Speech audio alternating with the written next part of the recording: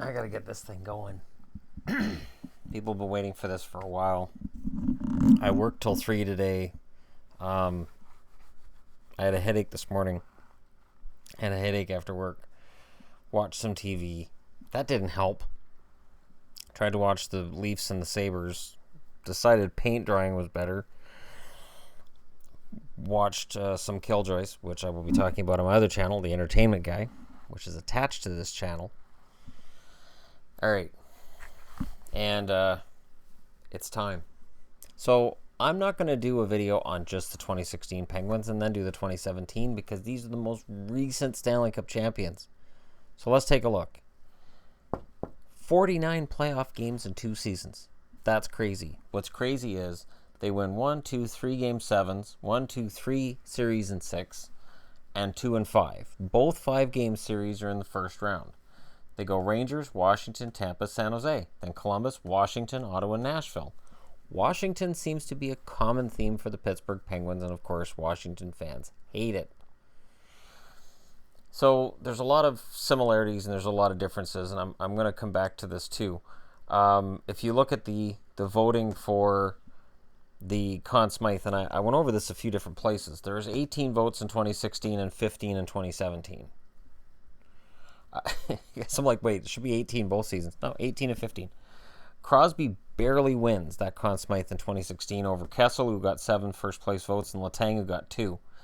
This past season, Crosby got 11 first-place votes, Malkin got 3, and Gensel got 1. This is the prime reason why Crosby is the generational player, and Malkin's a guy that I could see being there, but because of injury and because of the fact that Crosby gets all the headlines, he's not there. You look in the regular season. Crosby 85 points, Crosby 89 points. He leads the team both seasons. Letang second with 67. He has 34 this past season, but he only plays 41 games. That means over a full season at that rate, he would have scored 68. Kessel with 59 points goes up to 70. Malcolm with 58 points in 57 games this past season had 72 points in 62 games.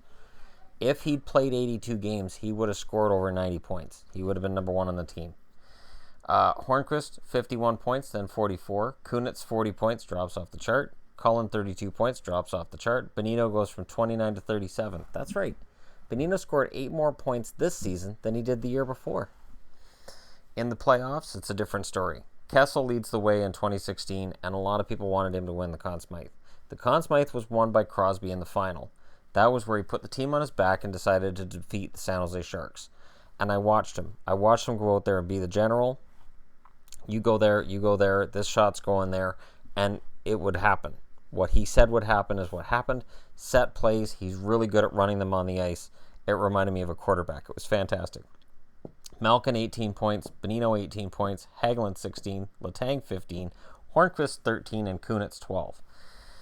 This past playoffs, Malkin leads the way with 28. Crosby, 27, Kessel, 23, Gensel, 21, Schultz, 13, Kunitz, 11, Rust, 9, Hornqvist, 9. So you look across the board here, and there's some really big things that stick out. Kessel, Crosby, Malkin. Malkin, Crosby, Kessel. 3 core guys. Bonino drops. Hagelin drops. Letang didn't play. Hornqvist about the same, considering he only played 19 games with those 9 points. Kunitz, 12 points and 11. So Kunitz, a big game guy. They will miss him in the playoffs. And it doesn't show here, but they'll miss Cullen in the playoffs too. In the playoffs, goaltending becomes an interesting issue.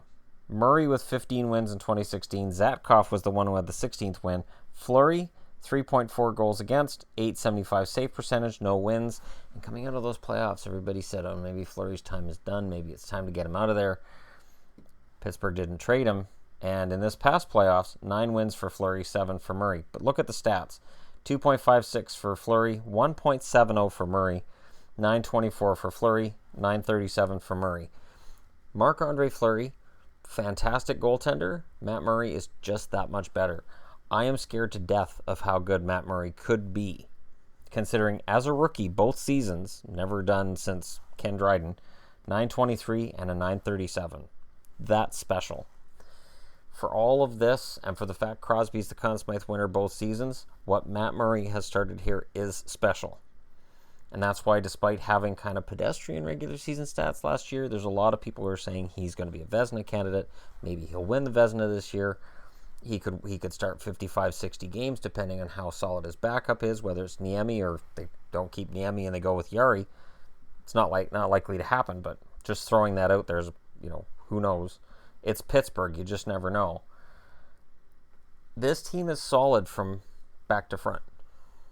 And even without Letang, they still get it done. Justin Schultz steps in where Letang normally would be and gets 13 points to Letang's 15 the year before. Rust, very solid player, and they had so much scoring that the fact that Connor Sheary drops right off the map in the postseason this past season doesn't matter. Doesn't matter. Crosby gets us 27 points. The interesting thing here is, so Crosby 27 and 19, so 46 points altogether. Malkin 18 and 28, 46 points. Kessel 22 and 23, 45 points. There's a machine going here in Pittsburgh. This is why when people say, could they three-peat, I say, you know what? As lame a term as three-peat is, and it's obscenely lame, I could see them winning a third in a row.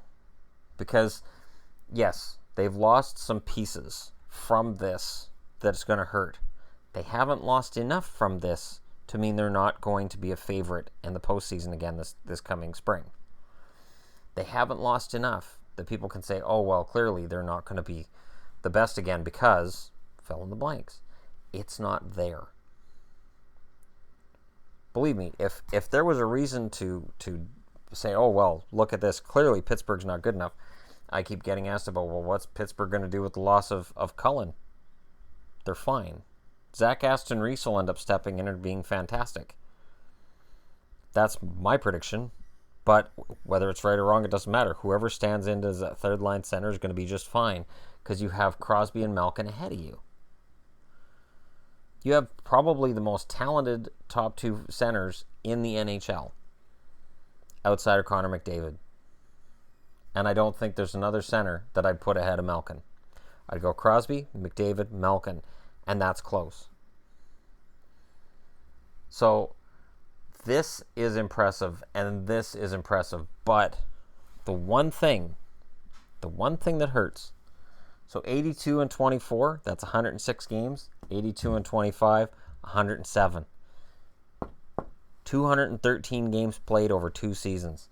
This is a beat-up, tired team. Whether they'll say it or not, they have to be. The fact that players have moved on and they've got new players coming in helps with that.